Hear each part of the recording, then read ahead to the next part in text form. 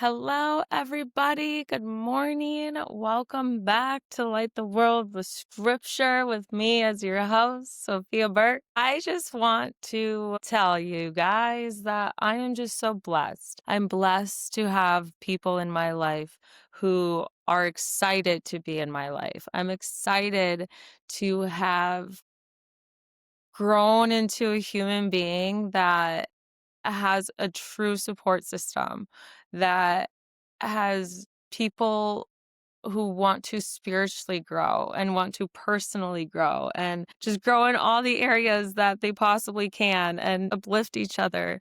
And one thing that I feel goes completely unnoticed a lot of the time is our siblings. And I just want to take a moment to really give my thanks, my blessings, my gratitude to the Lord for my siblings, because if you think about it, your siblings, they teach you how to argue. They teach you your strengths, your weaknesses.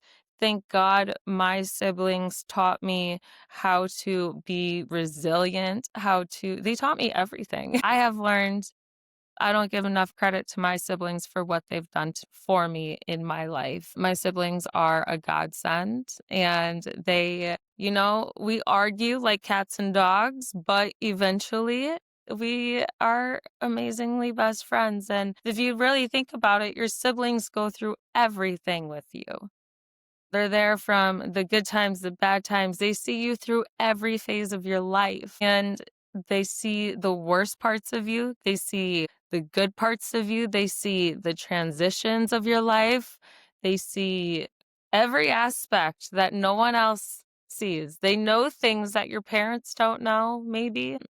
I just, I want to give a shout out blessing, screaming to the Lord for gratitude for my siblings.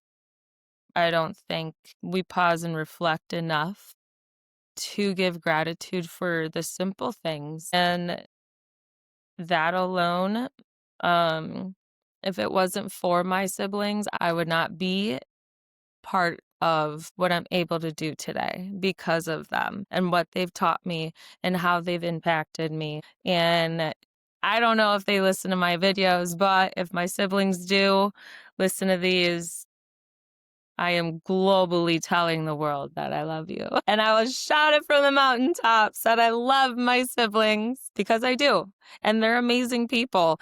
And I think, honestly, it doesn't come easy always getting along with your siblings. There's seasons that I go through with them all the time, because that's a natural human experience. But my siblings have helped me in times of suffering. They've helped me learn how to heal. They've helped me learn how to forgive. They've helped me learn how to be patient. They've taught me how to be kind and caring and generous. With my mom being a single mom to 3 children at our age when she was, glory to God, my siblings had to help take care of me too. And they are amazing for that. They're amazing children to her for that. They're amazing children of God for helping to guide me and my rebellion and my disobedience. They took that on. And I feel like that happens a lot for siblings. Siblings help take on the other siblings' rebellion and obedience out of love, because it's a guidance from the Holy Spirit. And the Holy Spirit guides you through people. The Holy Spirit talks to you through others. And for me, since I've been very adamant at detoxing my life and detoxing the people around me and detoxing access that I've given to people for free or just given to people, and removing that and establishing boundaries and establishing proper, genuine, God-sendly people in my circle, that changes everything. Because now it has inspired the people around me to also lean into a journey of change and healing, and it's inspired me to just continue to do the works of God. And with this being said, we are going to read Psalm 12. And Psalm 12 is titled, God Shall Preserve the Godly. Help, Lord, for the godly man ceaseth, for the faithful fall, for among the children of men they speak vanity, every one with his neighbor. With flattering lips and with a double heart do they speak.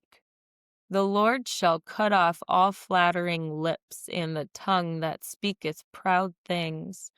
Who have said, with our tongue will we prevail? Our lips are our own. Who is Lord over us? For the oppression of the poor, for the sighing of the needy. Now will I arise, saith the Lord. I will set him in safety from him that puffeth at him. The words of the Lord are pure words, as silver tried in a furnace of earth, purified 7 times. Thou shalt keep them, O Lord, thou shalt preserve them from this generation forever. The wicked walk on every side when the vilest men are exalted. Amen. Okay, so Psalm 12 is a cry for divine help and a declaration of the purity and power of God's words in contrast to the deceitfulness of humanity. So, verse 1 and 2 is a cry for help. Help, Lord, for the godly man ceaseth, for the faithful man from among the children of men. They speak vanity, every one with his neighbor, with flattering lips, and with a double heart do they speak. The psalm begins with a lament over the scarcity of faithful and godly individuals in society. The psalmist David observes the deceit and insincerity have become widespread. People speak with flattering lips and a double heart, highlighting the prevalence of insecurity and falsehood. Verses 3 and 4 is a divine call of intervention. The Lord shall cut off all flattering lips and the tongue that speaketh proud things. Who have said, with our tongue will we prevail? Our lips are our own. Who is Lord over us?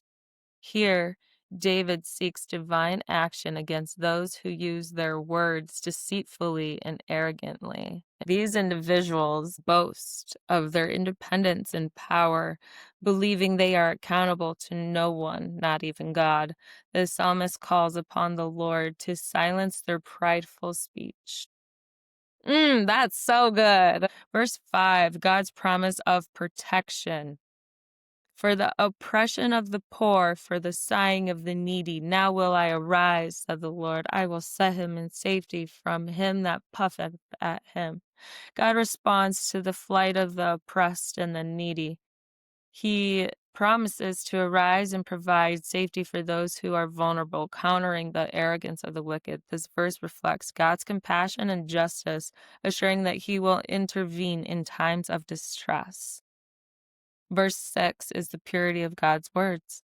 The words of the Lord are pure words, as silver tried in a furnace of earth, purified 7 times. In contrast to the deceitful words of men, God's words are pure and trustworthy. They are linked to silver and refined and purified, indicating their absolute purity and reliability. This verse underscores the steadfast and unchanging nature of God's promises. 7 and 8, a prayer for preservation. Thou shalt keep them, O Lord, thou shalt preserve them for this generation forever. The wicked walk on every side when the vilest men are exalted. Finally, David expresses confidence in God's ability to preserve the righteous and protect them from the influence of the wicked. Despite the prevalence of evil with wickedness seemingly exalted, God will safeguard his people. Psalm 12 serves as both a lament over the deterioration of moral integrity and a declaration of trust in the enduring and pure nature of God's word. It reassures believers of God's awareness, his justice, his protective care over those who remain faithful. Okay, and I was just so excited to hop into this that we didn't even pray. So we are going to do that. The verse for today is Isaiah 9:6. For to us a child is born, to us a son is given, and the government will be on his shoulders, and he will be called Wonderful Counselor, Mighty God, Everlasting Father, Prince of Peace. Hope is not wishful thinking. Hope is confident expectation based on God's character and promises. For 700 years, God's people waited for the promise of Messiah. Generation after generation hoped, believing God would keep his word. And then, in the fullness of time, hope was born in Bethlehem. The gift of hope says, this isn't how the story ends. The darkness isn't final. The struggle isn't forever. God is working even when you can't see it. So maybe you're hoping for healing, hoping for restoration, hoping for breakthrough, hoping for change. The gift of Christmas is that your hope is not in vain. God keeps his promises. He did it once in Bethlehem, and he'll do it again in your life. Hope anchors your soul when everything else is shaking, and that hope has a name. Jesus. Pause and reflect. What are you hoping for right now? How does Jesus' faithfulness in the past give you confidence for your future? God of hope, thank you that my hope is not an empty wish, but a confident expectation in your promises. You were faithful to send a Savior, and you will be faithful to fulfill every promise you have made to me. When I am tempted to lose hope, turn my heart toward Bethlehem and remind me of your unfailing faithfulness. Fill me with peace as I trust in you, my steadfast hope. Glory to God. It is December 3rd, and you are going to have such a blessed day. I love you. I'll see you for the next one.